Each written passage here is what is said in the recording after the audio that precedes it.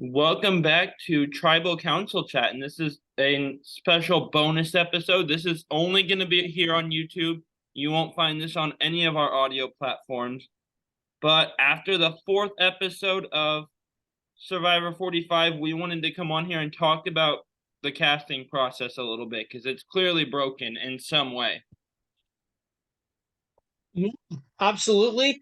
So we're your hosts. My name is Brett Parnell, I'm Bruce Heller.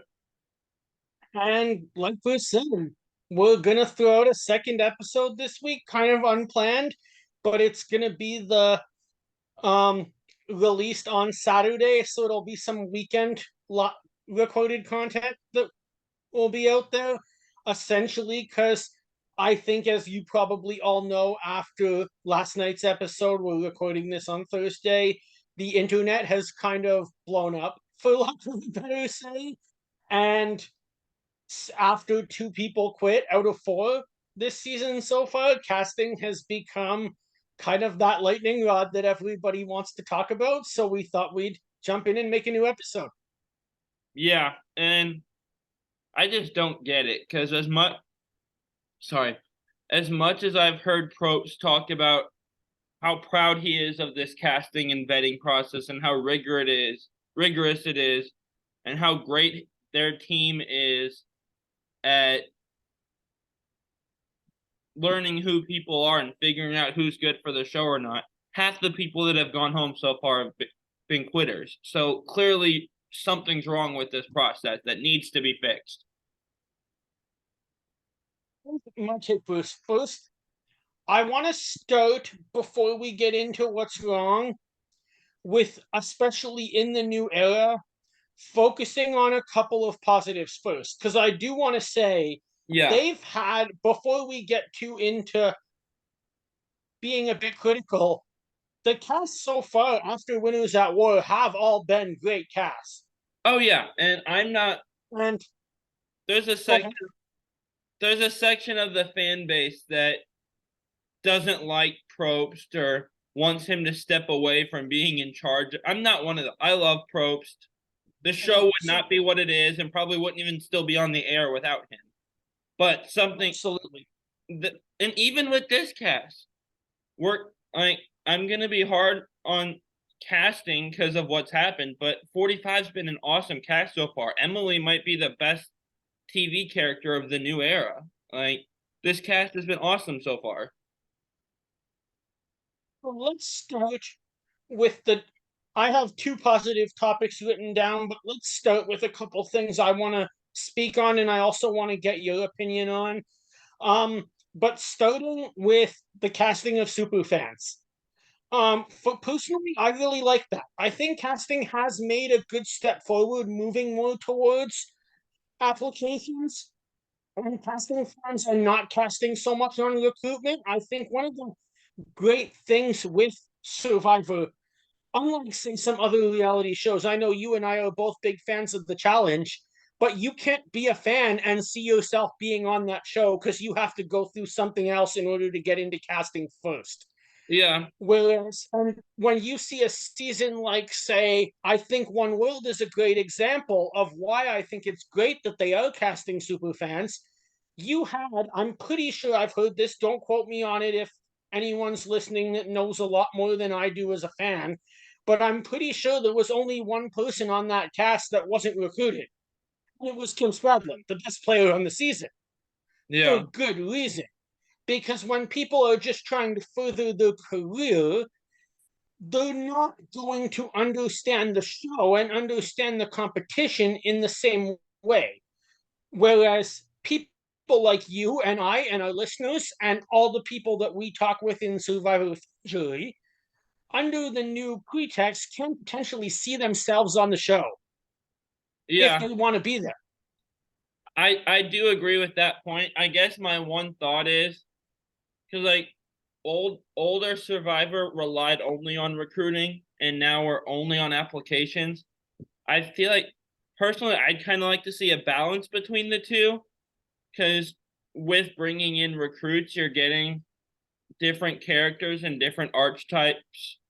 Right? If you're bringing in all these super fans, I mean, it feels like we're getting a lot of similar characters in a way.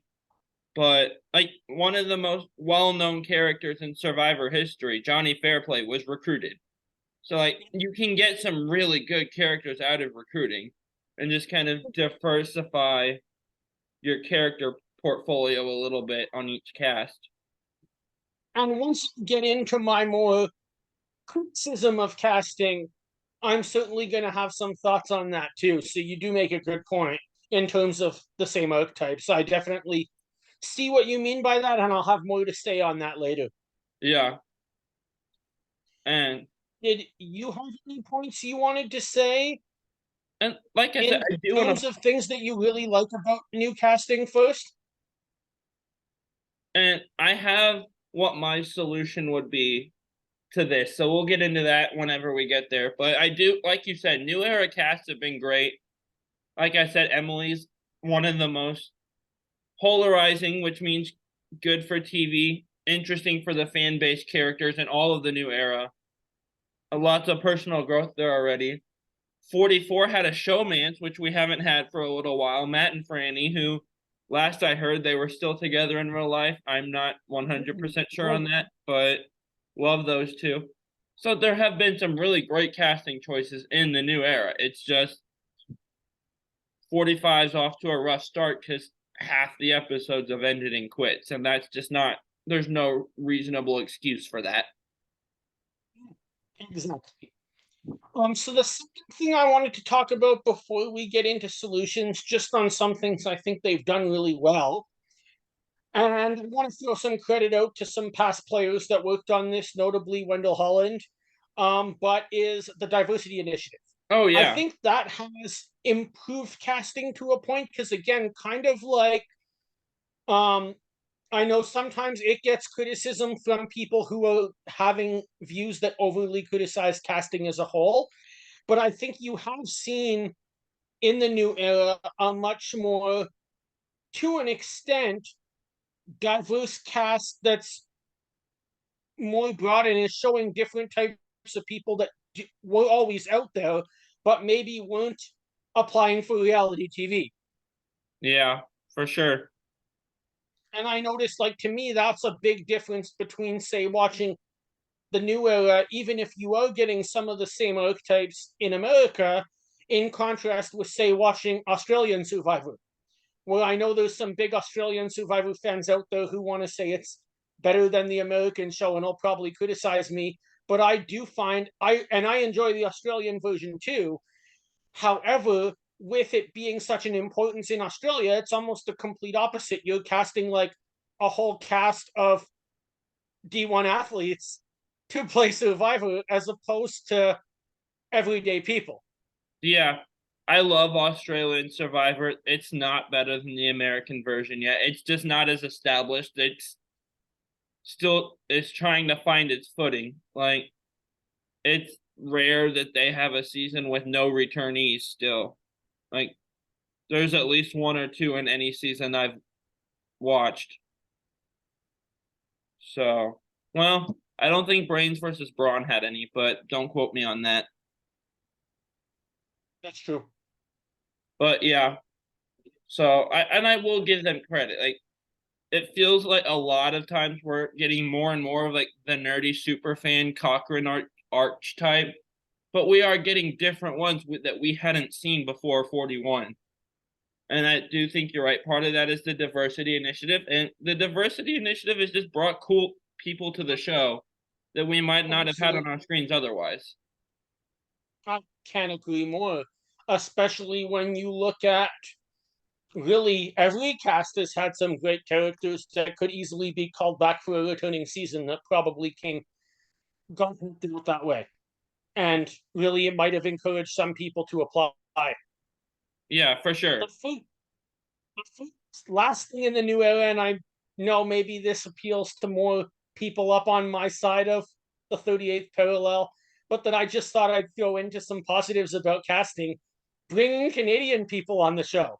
What have you thought about that, especially as an American fan? I mean, I like it. Caleb's one of my favorites this season. The first two new era seasons both had Canadian winners. Like I'm not a giant fan of either of them. I don't have anything against either of them. They're just kind of mid-tier for me. But the Canadians have been coming to play, and it's been awesome to see. was gonna say it was funny because like so many people up here were like and all excited that it was two Canadian winners in a row. But like you say about not being all overwhelmed, I was like, yeah, it kind of reminds me of like when the Canucks were in the Stanley Cup final and I would be cheering for the Boston because the Canucks beat Chicago that year. I don't like Boston, but But I was Chicago's like, worse. I may have as a fan personally identified more and was cheering for an American player in those seasons, be it either Danny or Lindsay slash Mike. Yeah. But still, it's been a complete difference that has, you know, in my mind, improved the show. Not only because I'd like to be on the show someday, but also because it's just brought a whole new type of people from new areas and really some different experiences into Survivor that might not have been seen otherwise. Yeah, for sure.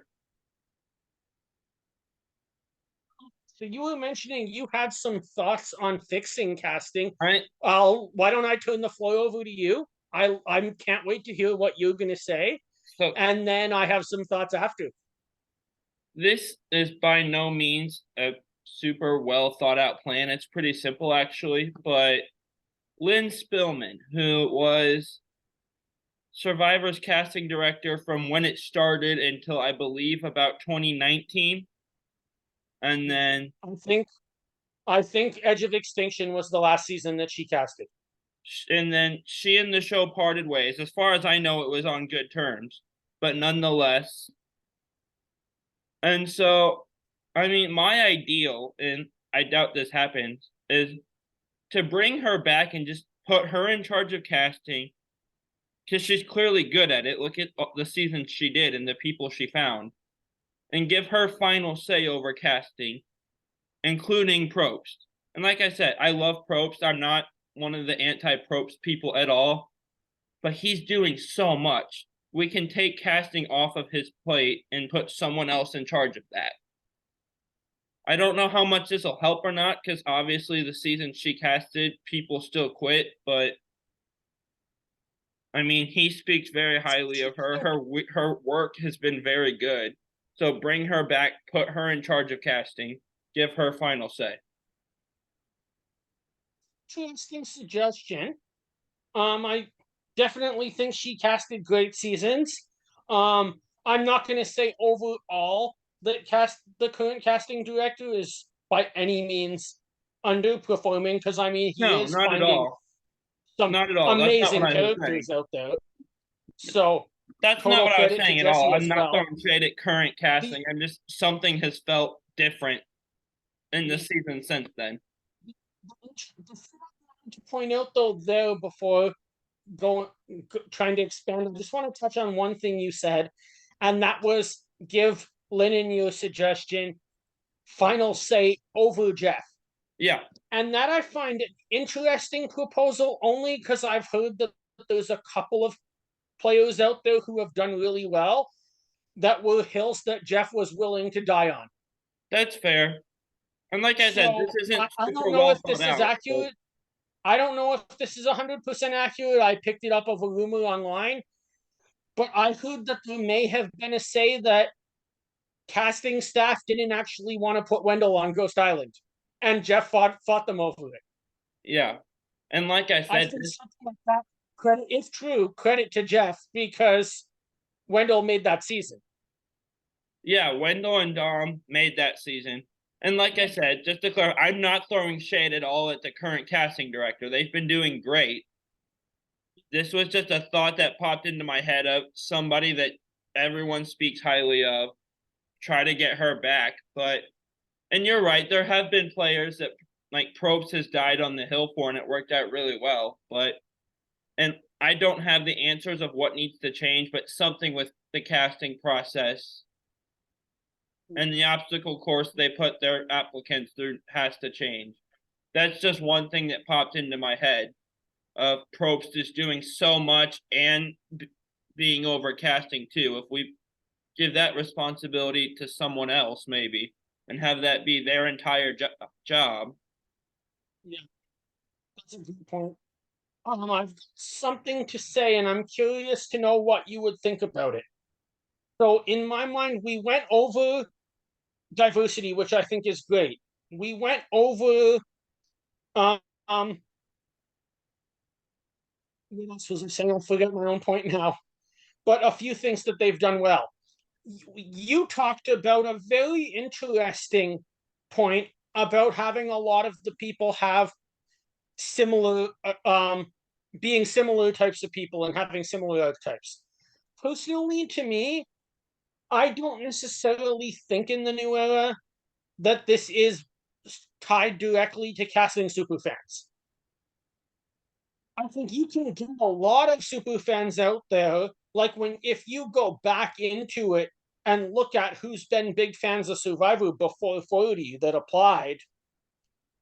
I mean, Wentworth was a big fan. Michelle was Yeah, a big fan. Lauren was a big fan. Boston Rob was a big fan early. Um, that's fair. there's been so many of these people that have been super fans that are really good at this game. Where I think that they might be making this huge mistake is instead of letting people connect with characters for the game, it seems like both, maybe it's casting, maybe it's production, maybe it's editing, I'm not quite sure, seem to want us to always be cheering for the person that is the hero of the game. I almost get the sense that they're maybe still a little disappointed in results where, say, Aubrey lost, or Wu only didn't get any votes, or Yeah, those sort of situations. So they're finding these people that all kind of have these tragic circumstances in their own lives that they're bringing into episode one. And then as a result of that, that becomes their whole character. I'm not really watching Survivor. I think that, yes, what people have been going through in the world is important, but I'm not watching Survivor to hear about COVID. I think that family members are important, but I'm not really watching Survivor to hear who grew up without a parent or what someone's immigrant story was like, or so on and so forth. I want to see more characters like Emily on the current season. I want to see a character like Sydney not be vilified, but be promoted for being her absolute natural self. yeah. Like I want to Victoria in see 38 was people a like, great example of that. oh, Victoria in 38 was a great example of what you're looking for, I think. I it's a will great agree example to of you to that. an extent, but I've seen complaints, and I agree with this a little bit, but not to the extent some people do, is that a few seasons in the 30s, like Millennials versus Gen X, for example, feel very game body, and it's so much strategy in game that we don't get the backstory and get to know them as well. And I feel like what probably happened was the show and production saw those complaints, and with the new era, they've just swung the pendulum too far the other direction. So we're getting everyone's backstory. And now with 90-minute That's a episodes, they've got more time point. to overfill backstory. Yeah, that's a really good point. Let me ask you what you think about this subject. That in my mind, almost, if we're agreeing that, let's say, something like Millennials versus Gen X and Game Changers were way too game body and not enough social, then maybe casting wasn't the problem then. Maybe an overhyped amount of focus on idols' advantages and building resumes was the problem. Yeah. And we've seen seasons that are both, like you said, the new era has been very backstory character driven. And there have been episodes where there's not a ton of game. You mentioned two seasons from the 30s that are very game body, in my opinion. The anti version of Millennials versus Gen X is Gabon, where there's just no gameplay and it's all crazy characters. Like, I don't know how they'd have enough time to do this, but I'd like to get some sort of mix of those two seasons where we get the gameplay and the characters. And it doesn't That's feel like really it's true, too but much of either. go to my point that I was making about the new era, though, and I really like that you brought up Gabon there. That's an excellent point because I love that season too. And yes, you're right; it's The not train wreck. very game body; it's completely character focused. But unlike, say, let me ask you this: unlike, say, in the new era, where everybody seems to have some tragic circumstance in their life before they're coming on to Survivor, what about two of the best character stories of Gabon, which is Randy and Corinne? Oh gosh. Yeah. Those two are amazing television characters, They're fun to perfect root against. casted players. Yeah. Pardon? I said they're the types of characters that Casted most of the players, but fan who base aren't finds it coming fun to root on. against. If you're like me, it's fun to root for. Yeah. Neither Randy or Korean is coming on to Gabon to make the audience feel sorry for them and like them. Yeah. I'm pretty sure that Corinne's most famous quote is "I'm gonna be a total bitch and own it." That or her final tribal speech. Well, other than that, but I'm thinking of episode 1 when we just Yeah. met her. Yeah. And it's like, we, if you want to go into what we've seen in the last 5 seasons, what the close Emily and Sydney are probably the closest that we've got to a Corinne or a Cass or an Angelina. Yeah. I do feel like there's some benefit to like the Jessies of the world though, where you hear like the adversity he's been through and how he's turned his life around over the years. It's good that you note that because I actually have that in my notes. That if a player walks into casting and has that story and is still knowledgeable of the game and ready to play and is going to be in the game and not only focus on trying to make the audience like them. And I put down 2 names. Jesse was one of them, so we're on the same page there, and Carolyn was the other. Yeah. And I'm like, they both had that very difficult story, but at the same time, I would say they're two of the best characters that have been in the new era. Yeah. And I'm all for the backstories and getting to know people better, but I just feel like they've put too big of an emphasis on that. And we see them telling the same backstory multiple times throughout the season that we get it, we know. Exactly. It makes me wonder almost like how when we talk, if we let's go back to like the original point of this discussion, how much is what's your life story and what do you hope to develop as a human being with this experience out of the testing process? Yeah. And then out of that, is that possibly, and this is just me asking questions, I'm not quite sure, but if it is a big part of the casting process of what do you hope to get out of this experience as a person, as opposed to what do you hope to do when you win $1 million in the title of Sole Survivor, does that impact somebody like, say, Sean, who spent 8 days on the island? Yeah. And it may have very well been a great experience for him, and he just decided that was enough. Yeah. I don't know. Sean's a weird case because even like as Tribal was starting, I didn't see his quit coming. It seemed like Sifu was going home. And then just halfway Trump through, said out of that today nowhere. on Fire. Yeah. Great episode of On Fire, by the way. And Probst didn't light it into Sean very much on the show, like we've seen him do with Quitters, but listen to On Fire. He was not shy with his feelings on this at all. But halfway through Tribal, Sean just comes out with, "Yeah, I'm done. Write my name down." And to me, that kind of felt like it came out of nowhere. Like, Same as me. but so let me ask you this though, is because I kind of shared what the first thought in my head was that wasn't very well thought out of bring in someone that's not part of casting right now and add them to the team. And it was someone that had worked with them before, but nonetheless, bring in another person. Yeah. What's your response or what's your idea so that we don't have multiple quits in the first 4 episodes again? Like what would your fixed attempt be? I do kind of share your opinion. I'm not going to necessarily say that I think it's 100% falls on Jesse. I think and I'm not saying that you said that either. I No. think he's done a very good job as an overall as a casting director. Yeah. But I saw an interesting tweet last night, and I'm not sure if you saw it. I think this might be the interesting fix to casting issues. And believe it or not, this is coming from someone we all know named Russell Hantz. Oh boy. And Russell was saying, what about getting some former players involved in casting? That's a great idea.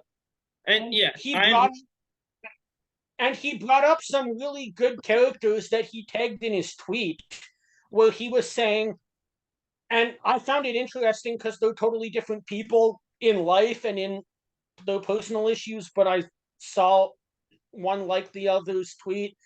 And the people that Russell tagged, and I really think maybe this is where casting is a bit off, he tagged 4 contestants: Eliza, oh boy. Corinne, Troyzan, and Randy. Interesting. See, my mind went to someone else. And real quick, shout out to Jesse. He has been an awesome casting director. All these people that we've said we love from the new era were his casts. I just was thinking bringing someone in to work alongside him couldn't hurt. But when you said bring in former players, you were just talking about the value of super fans and people that know the game. John Cochran works for CBS already, I'm pretty sure. I mean, bring that at least as a consultant for the casting team, if not a bigger role than that. But Cochran would be who I'd be calling. Someone, and really it could be anyone, but I never thought I would like an opinion that Russell had till I saw that on Twitter last night. But I'm like, someone who's actually lived the game and spent 26 or 39 or however many days it was till they got voted out on that island might be able to talk to some of these people and actually see into how do I see them responding to all of the elements out there. Because let's be honest, as great as casting and production are, they've never even done the full experience Yeah. of being on Survivor. It's a totally different experience to be live on set, sleeping in either a tent or a hotel, and socializing with the people around you because they're your colleagues, as opposed to living off the land and trying to wonder what I can and cannot trust from every single other person that I'm with. If we want to just go full chaos, full tilt boogie, as Jeff said in 44, let's just take Russell himself and have him work for casting and do some of this. See what happens. Why not? Full tilt boogie. What could go wrong?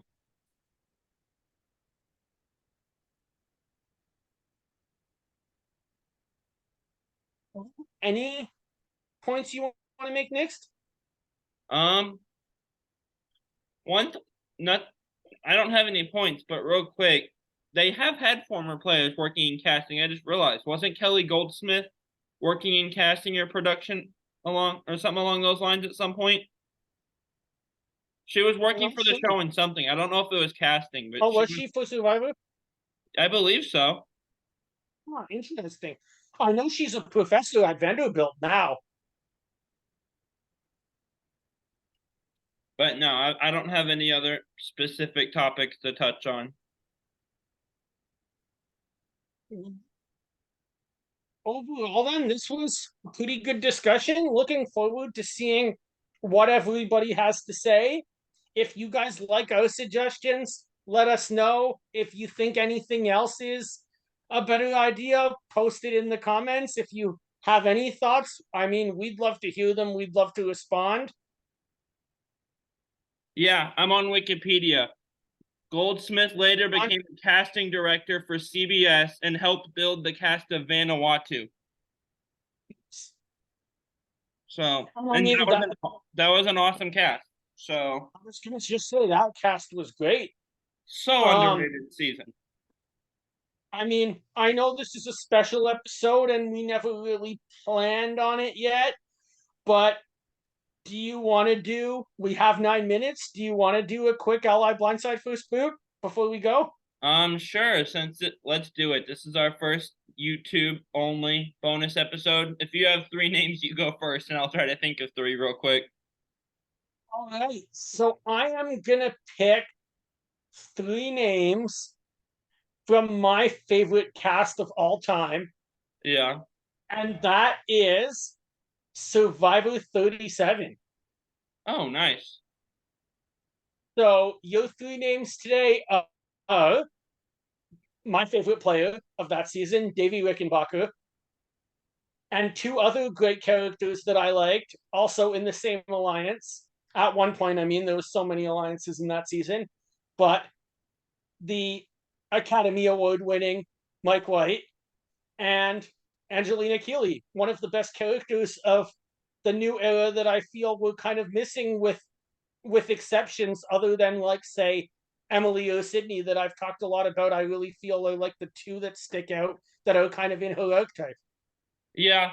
So uh, both of the guys, they're both just so likable. I'm afraid that if I align with them, I go to the end and lose.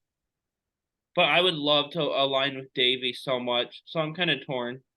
I'll blindside Mike White and put him on the jury because he's such a fan of the game. I feel like he would respect the move a lot, and I'll risk it. I'll align with Davey and go to the end. And unfortunately, that means first booting Angelina, but I'm not happy about it. I So you're think for me, I'm going to. Unfortunately, I just said he was my favorite player of the season, but probably first boot Davey because for the exact reasons that you say, I think if I go to the end with him, I will lose. Um, I'm gonna blindside Angelina. I'd love to see her on the jury. yeah, Uh, and final would certainly be more interesting. And I mean, what does Mike need another $1 million for? yeah, true. And so your three names are three newbies that were great casting choices from the next season, 38, Edge of Extinction. My favorite one-timer ever, Lauren O'Connell. Someone we referenced as strategic, like you were talking about in your archetype you were wanting to see more of, Victoria Beaumont. And someone I like that kind of gives me Tony vibes in a way, but you don't hear about a lot, War Dog. I will align with Lauren. It would be interesting to see. She's a very likable player, but also one who gave up her idol at the end. So I'm not sure how she'd perform in the end game. I will blindside Victoria. Um, I've met her. She's amazing.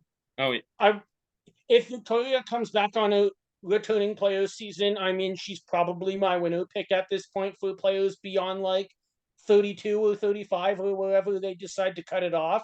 Yeah. But We're big therefore, Victoria I fans think at this that she'd podcast. be. Pardon? We're big Victoria fans at this podcast. Yes. But therefore, she'd probably be very difficult to beat because she is such a good player. I mean, as a Michelle fan, the Aubrey Blindside and Edge of Extinction is one of my favorite votes of all time. Yeah. And that leaves me to first boot War Dog, who I mean, I do see what you mean about Tony. I'm probably just gonna first boot him because I think he's the biggest wild card of this cast. Yeah.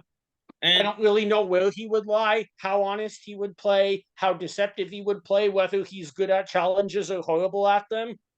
And we saw what the blind side he was able to pull off with Wentworth, and it wasn't the smartest one. So here's my thing with that though. As and obviously I'm saying this as a giant Kelly fan, and I hated that he took her out. That wasn't a bad move. It was just a round or two. Or if he makes that same move the next round or even 2 rounds later, he's in control after that. He just got antsy to want to make a big move and put something on his resume before he really needed to. And it was too soon. But I don't feel like that was a bad move necessarily. It was just too early. finish if he made it 2 rounds later, and then Lauren idled War Dog out of the game the next round. Yeah, but there's potential with War Dog. He just got antsy too quickly. Yeah. What So, would you do there? um, I as much as I like him and he's entertaining, I would have to first boot War Dog for that reason. I'd be afraid of like, and this is kind of where the Tony comparison comes in, is he gets antsy and gets paranoid and starts planning behind my back because he's a wild card, and I don't want to have to worry about that. It's like watching Sarah try to put up with Tony in Winners at War. That looked exhausting. No, thank you. The two girls, I don't know, because one is really, they're both likable, but Lauren is really good socially, and Victoria is really good strategically. But my game would be very socially based. So I feel like if I'm aligning with Lauren, it would be hard for the jury to differentiate between me and her. So I'll probably align with Victoria. That way it just comes down to, does the jury value strategy or social game more? And that gives me a better shot to differentiate my own resume. I This was a great episode. This was. Especially one that kind of just came to be at the very last minute.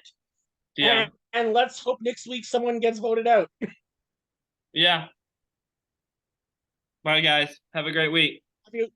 Grab your torches and head back to camp.